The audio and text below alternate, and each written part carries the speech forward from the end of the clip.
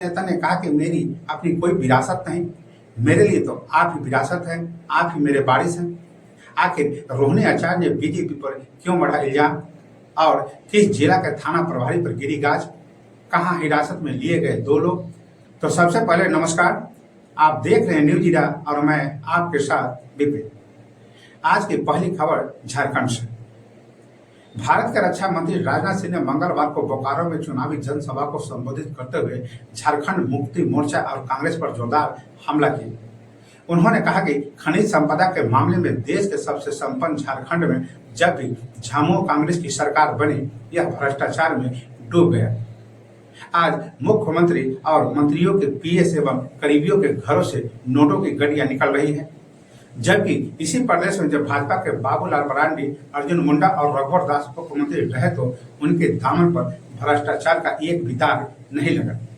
राजनाथ सिंह ने धनबाद के बीजेपी प्रत्याशी डुल्लू महतो की विजय बनाने की अपील करते हुए कहा कि ये संसद पहुंचेंगे तो प्रमुखता से आपकी आवाज को संसद के सामने रखेंगे। अब हम बात करेंगे दूसरी खबर की। कांग्रेस ने बिहार में प्रधानमंत्री नरेंद्र मोदी की जनसभा के मद्देनजर मंगलवार को राज्य से जुड़े कुछ मुद्दों को लेकर उन पर निशाना साधा और कहा कि प्रधानमंत्री ने बिहार की तकदीर बदलने का वादा किया था, लेकिन सिर्फ नीतीश कुमार का गठबंधन बदला। पार्टी महासचिव जयराम रमेश ने यह सवाल भी किया कि क्या प्रधानमंत्री अपनी विफलताओं के लिए माफी मांगेंगे। रमेश ने एक्स पर पोस्ट किया, प्रधानमंत्री मोतिहारी चीनी मिल को फिर से चालू करवाने में क्यों विफल रहे? भाजपा सांसद के फंड से खरीदी गई एम्बुलेंस शराब की तस्करी में क्यों पकड़ी गई? 2015 में प्रधानमंत्री ने 1,25,00,000 करोड़ के पैकेज का वादा किया था, उसका क्या हुआ? उन्होंने कहा, प्रधानमंत्री ने 2014 के अपने चुनावी अभियान के दौरान यह वादा किया था कि उनकी सरकार मोतिहारी चीनी मिल को फिर से चालू करेगी। 10 साल हो गए हैं, यह वादा पूरा नहीं हुआ है। आगे रमेश ने सवाल किया, भाजपा मोतिहारी के जनता को कब तक धोखा देगी? क्या प्रधानमंत्री 4 जून को पद छोड़ने से पहले अपनी विफलताओं के लिए माफी मांगेंगे? अब बात करते हैं तीसरी खबर की। प्रधानमंत्री नरेंद्र मोदी ने महाराजगंज में मंगलवार को एक चुनावी जनसभा को संबोधित करते हुए इंडी गठबंधन पर जोरदार निशाना साधा। उन्होंने इंडी गठबंधन के नेताओं की बैठकों को घोटालेबाजों का सम्मेलन बताते हुए कहा कि भ्रष्टाचार का पता मतलब इंडी गठबंधन। प्रधानमंत्री मोदी ने कहा कि जब ये इकट्ठा होते हैं तो इनमें 3 बुराइयां एकदम साफ नजर आती है और ये 3 बुराइयां हैं, एक घोर कम्युनल है, घोर जातिवाद और घोर परिवारवादी है।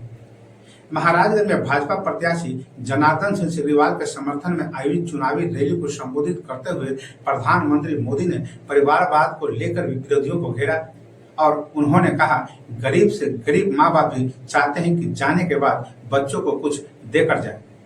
मोदी एक ऐसा इंसान है जिसकी अपनी कोई विरासत नहीं है। मेरे लिए तो आप ही मेरे विरासत हैं, आप ही मेरे वारिस हैं, मेरा कोई और वारिस नहीं है।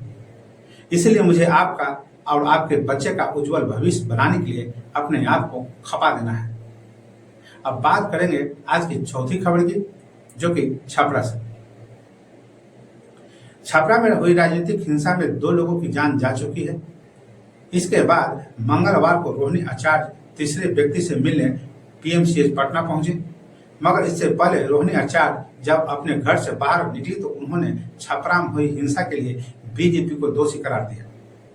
उन्होंने भाजपा के कार्यकर्ताओं पर गोलीबारी की घटना का आरोप लगाया। रोहिणी आचार्य ने कहा कि भाजपा के लोग डरे हुए हैं। उन्होंने मांग करते हुए कहा कि प्रशासन ऐसे लोगों पर कार्रवाई करे। और आज की 5वीं और अंतिम खबर, बिहार के सारण जिले के नगर थाना क्षेत्र में चुनावी हिंसा में हुई गोलीबारी में 2 लोगों की मौत हो गई है। 2 लोगों के घायल होने की खबर है। थाना प्रभारी पर गाज गिरी है। थाना प्रभारी को लाइन हाजिर कर दिया गया है।